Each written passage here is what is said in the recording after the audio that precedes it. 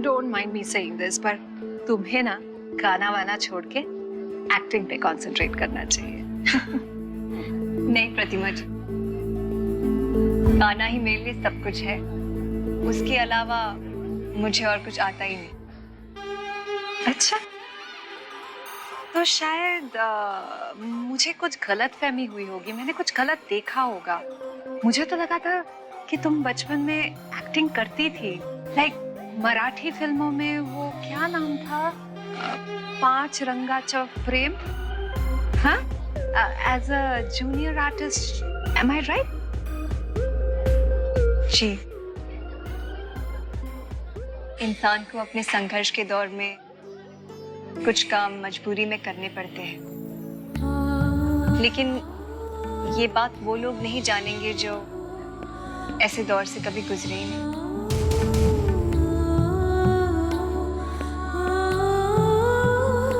मगर मुझे अपने कोई भी काम से शर्मिंदगी नहीं है प्रतिमा जी। एक्टिंग मेरा बीता हुआ कल था, मगर गायकी मेरा जुनून है। और आज ईश्वर की कृपा से मेरी आवाज ही मेरी पहचान है। यस ऑफ कोर्स, तुम्हारी आवाज ही तुम्हारी पहचान है, इसमें कोई डाउट नहीं है।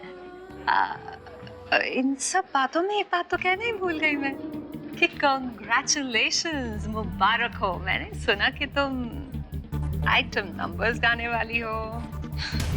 अब आपको वाकई गलतफहमी हुई है प्रतिमा जी। हाँ, कुछ लोग ऐसा प्रस्ताव लेकर मेरे पास आए जरूर थे, लेकिन उनकी भी क्या गलती। वो लोग मेरा काम करने का तरीका नहीं जानते थे। वही तो मैं भी सोच रही थी कि तुम और आइटम नंबर्स, उसके लिए तो केतकी है, तुम्हारे पास क्यों आएंगे। लेकिन ये सब नई नई कंपनीज, यू नो। अब देखो ना, मेरे ही सामने 7-8 और कंपनीज आई थी, म्यूजिक कंपनीज, लेकिन आज एक भी नहीं है सिवाय मेरे।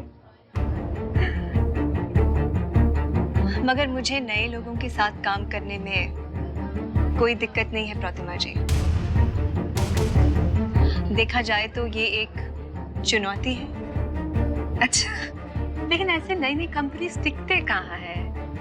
लाइक आई सेड कि सिवाय मेरे आज मैं हूँ म्यूजिक कंपनी में नंबर 1, और मैंने केतकी को साइन किया है।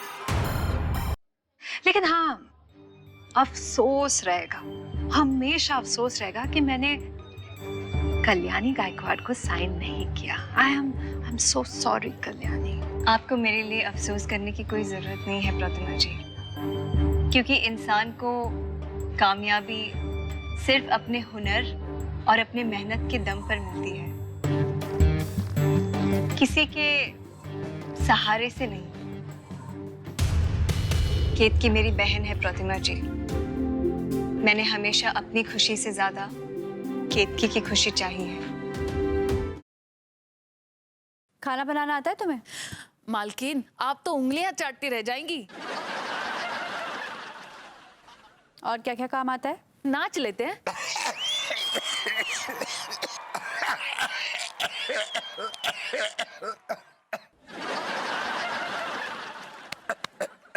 What do you mean? बिल्कुल ऐसे ही हमको चोट लगी।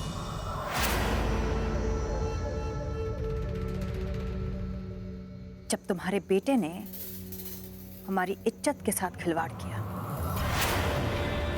और तुम्हारी बेटी ने उसकी मदद की। मैं तो सारी जिंदगी भगवान को मानती रही,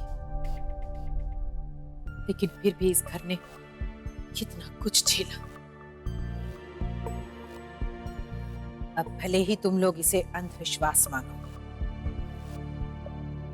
लेकिन मैं नहीं चाहती अब इस घर में कोई भी बुरी शक्ति रहे।